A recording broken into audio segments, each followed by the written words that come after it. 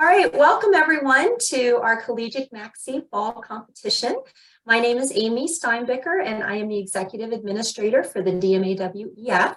And I'm joined by our event coordinators. We have Courtney Lewis, who is the President of the DMAW Board of Directors, and Leanne Doyle, who also serves on the board. We are now ready for presentation 4, which is our second team from American University.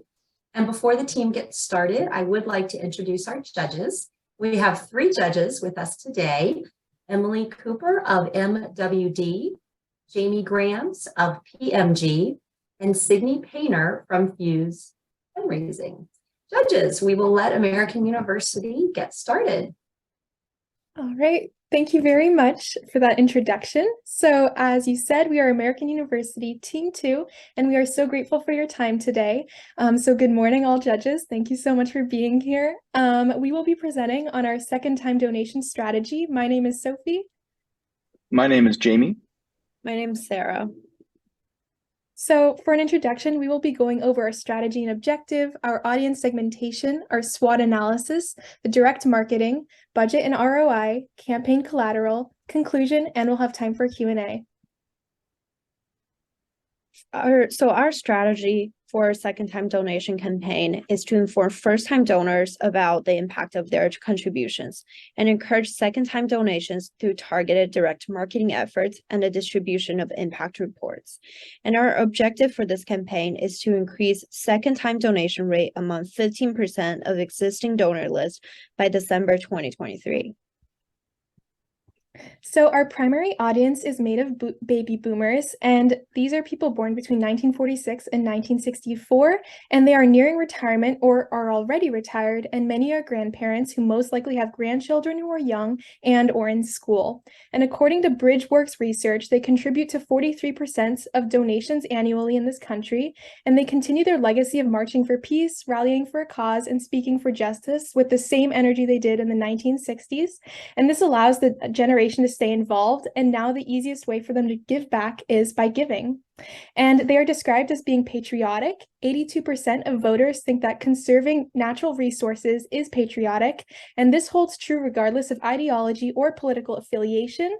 They are very environmentally conscious. And finally, for the wealth gap, according to Bloomberg, baby boomers hold the majority of U.S. wealth with $59.6 trillion, and this is twice more of than Generation X and more than 10 times that of the millennials. So our secondary demographic is comprised of millennials and Gen Z born between 1981 and 2010. And so in 2022, these people are aged between 12 and 41. And now we're not going to be marketing directly to 12-year-olds, but I don't know if any of you have ever met a 12-year-old, but they have an incredible power to influence their parents' decisions. And I'll give you an example. When I was 12 years old, my dad and I would often go to Target. And when we were there, right as you walked in on the left, there were these Star Wars action figures. And as soon as I saw them, I would make it my life's mission to make sure that we came home with at least one of those action figures and maybe a candy bar if I was lucky. Now, I bring this up because I want to highlight the innate ability that all young kids have to really influence their parents' purchasing habits and buying behavior. And while we're not going to be marketing directly to them, we know that they're tech savvy, they're on social media, they're going to see our social media posts if they're following our accounts. And while they might not be able to donate themselves, they will bring it up to their parents and say, hey, Dad, should we donate to this, for example? And their parents are actually willing to, or according to our research, they're willing to donate to environmental causes like this because 60% give to at least 3 or more charities with an average annual gift of $481. And also, the majority of the millennial generation feels as though a lot of the world's problems today are caused or are in part caused by their parents. And so they want to leave a better world for their kids when they grow up. So they're more inclined to donate. And they're also really good at inspiring one another. So if there's a fun run going on, they're likely to text their friends and have them help come out and support in one way or another. And while on While Gen Z and millennial demographics don't exactly have the most power on their own, together they comprise over 40% of the wealth, or the buying power in the United States, which is huge. So it's really important that we harness this demographic. Next, we have a SWOT analysis for SCA. Some of the strengths that we identified include that SCA is a nonprofit, action and result-oriented organization with clear values and mission. They also have a 65-year partnership with the National Park Service. And some weaknesses that we saw include the lower digital presence on website and social media. And they also have a lower awareness compared to other nonprofits, and also a lower adult membership and interest. And that brings us to opportunities. With more climate news, it activates stakeholders to donate, get involved, to be engaged, and with optimized use of digital resources to engage SCA's member, especially during its 65th anniversary celebration and during our Eco Hero campaign. SCA could engage more of its members and create a better community. And some threats include the National Park Service has been established for 150 years, and the National Wildlife Federation has more than 6 million members and supporters. So now into our direct marketing details. We have a comprised version of 3 channels with email, digital, and mailers. And so for email, the target audience is primary and secondary, and the content would be monthly prompts and thank you messages for donations.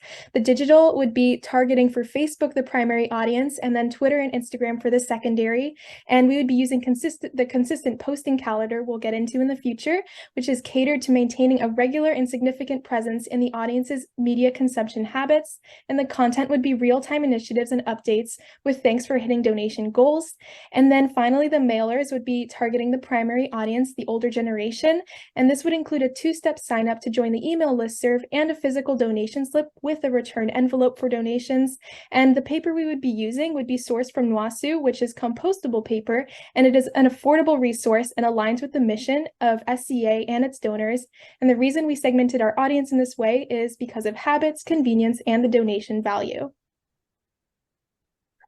And so here on the left, we have an automated text that would go out after someone donates. It's pretty straightforward. It just says, hey, Chelsea, thank you so much for donating. If you want to make your donation monthly or make another donation, you can do so at this link below. And then in the middle, we have what our team would imagine to be a typical word of mouth conversation between 2 millennials. So it says, hey, Chelsea, guess what? SCA is having their 65th anniversary. Oh, wow, that's awesome. Yeah, they're accepting donations right now. Okay, I'm definitely going to go donate. And then on the right, we have our telemarketing. So we would design a script geared towards our primary demographic because we believe that they would respond best to SCA soliciting donations over phone. And next we have our budget.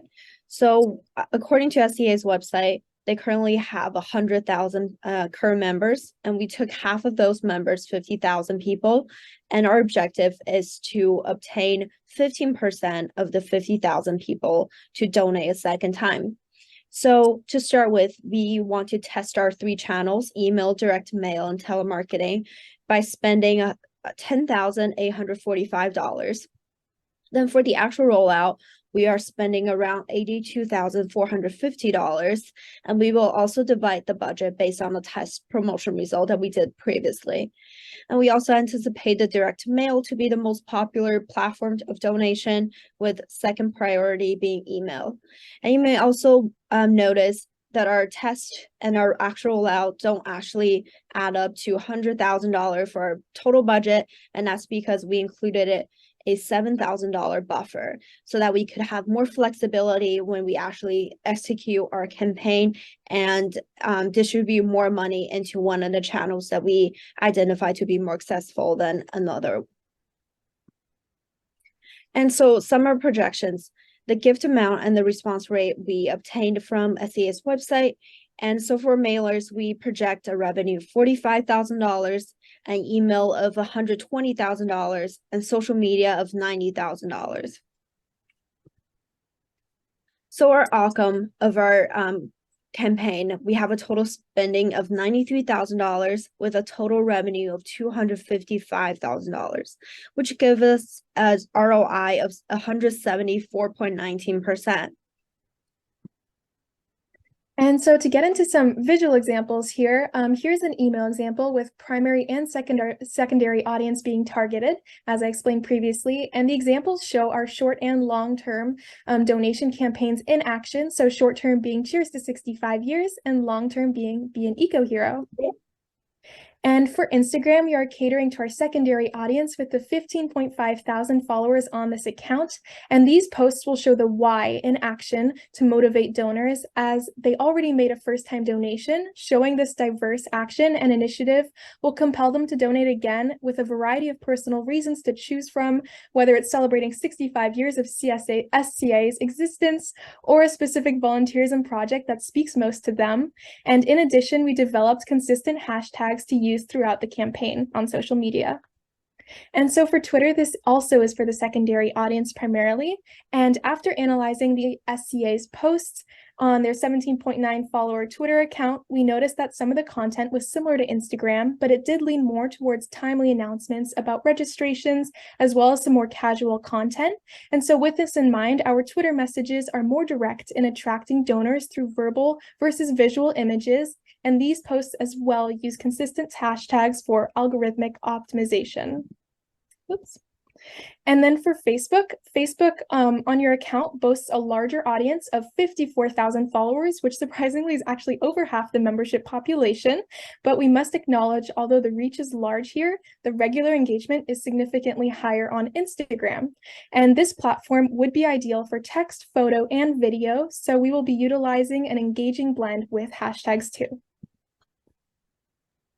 And so as part of our mailers, we would have a quarterly newsletter that would really press the idea of the work that we've been doing and the work that we plan to do. And since our main goal is to inform donors of the impact that their money is having on our organization, it's important to include photos and descriptions of the work being done. And we'll also announce an Eco Hero of the quarter, which is a volunteer that does exceptional work and emphasizes that maybe you can be one too.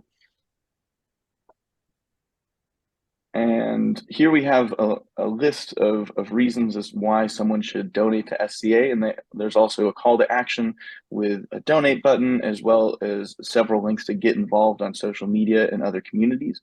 And we have this graphic that shows in what way your donation can really make a difference, since visuals can be a great way of persuading and digesting information.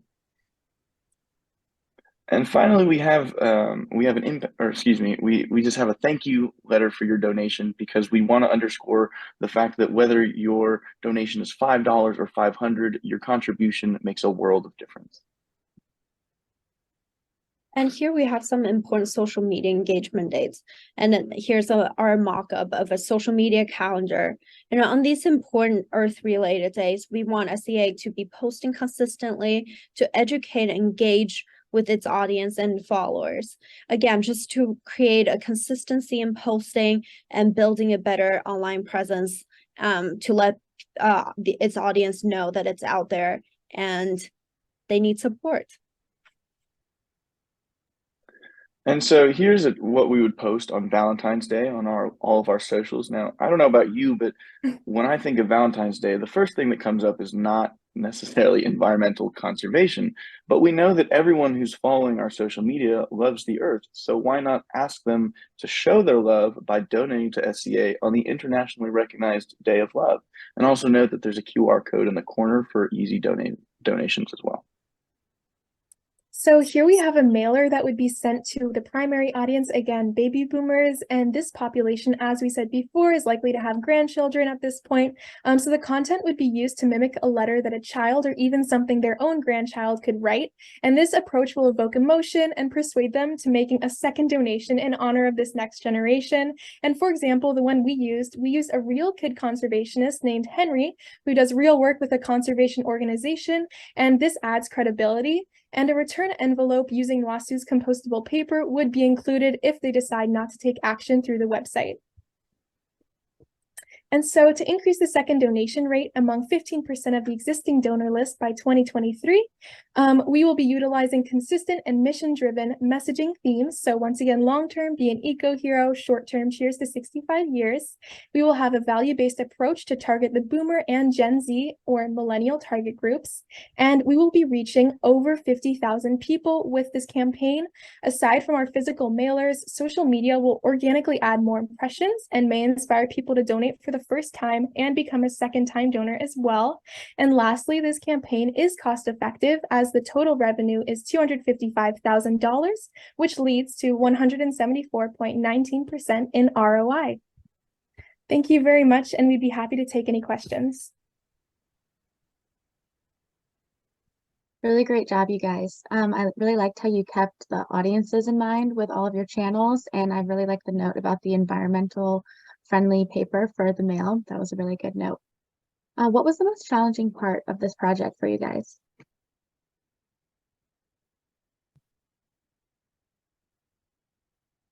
I guess just doing more research on my experience. I feel like SCA is such a great organization, and as we're part of Gen Z, I was like genuinely interested as well. And so just like navigating the different resources, there are so many out there, and so I feel that just like discovering all those opportunities and making sure that we really brought everything to this presentation without leaving any details out about the members, the culture, and the diversity of what you do. I think that was a challenge, but it was also very inspiring as well for me. Thanks. I don't know if my group members have anything different, but No, I think you said I was also thinking a similar sentiment. So you really said it. Thanks, Sophie.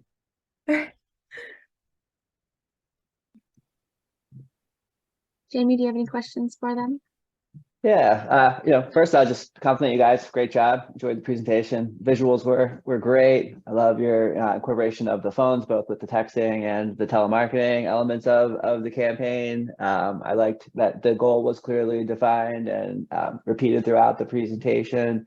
You guys stayed very focused on what you were trying to accomplish. And I thought it was very forward thinking to include the buffer in the budget to give you the flexibility as you progress through the campaign. So well done. Appreciate it. You look like you all worked very well together to produce this campaign. I want to hear a little bit about what that process was like, right? What did you like or what did you learn with working with your fellow classmates?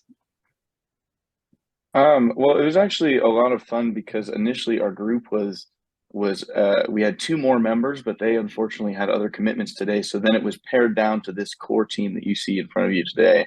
And so in that moment, I think all of us were initially a little bit nervous because we were like, oh my goodness, like how are we going to handle the rest of the work? But then we really came together, and I like in college, it's always tough doing group projects, but this was one of the best just because as you said, we work really well together, and we just were always meeting together and practicing over and over again until we could really say all of our slides pretty clearly. So I had a great time. yeah, we had a good group dynamic. It was a fun project.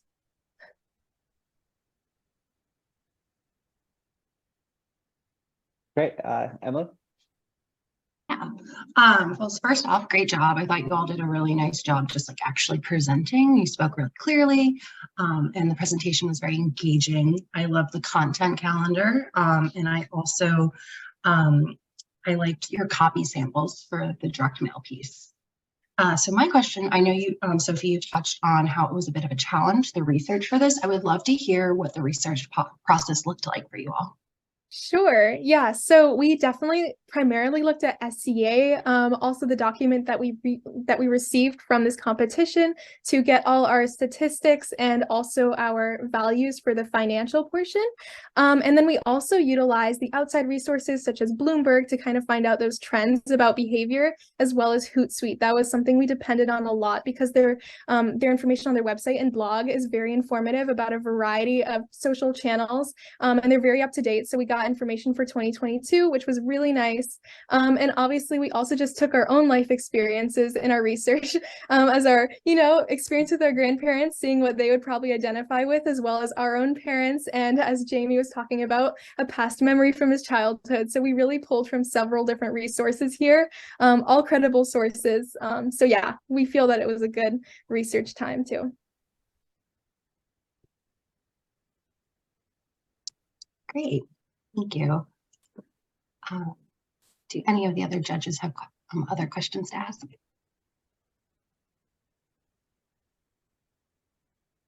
I think that's everything I have. But really great job, guys. Thank Yeah, you. thank you. Thank you. Okay. All right, I can stop sharing then. Is that okay? Yep, that's fine.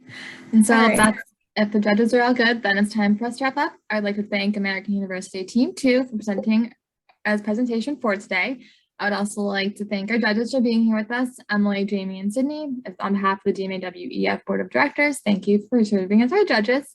And this concludes our competition. American Team 2, you are free to go. Remember that we'll be sharing the results of the competition on Monday by noon. And judges, please just remain for a few moments. Thank you, guys. Thank you very much.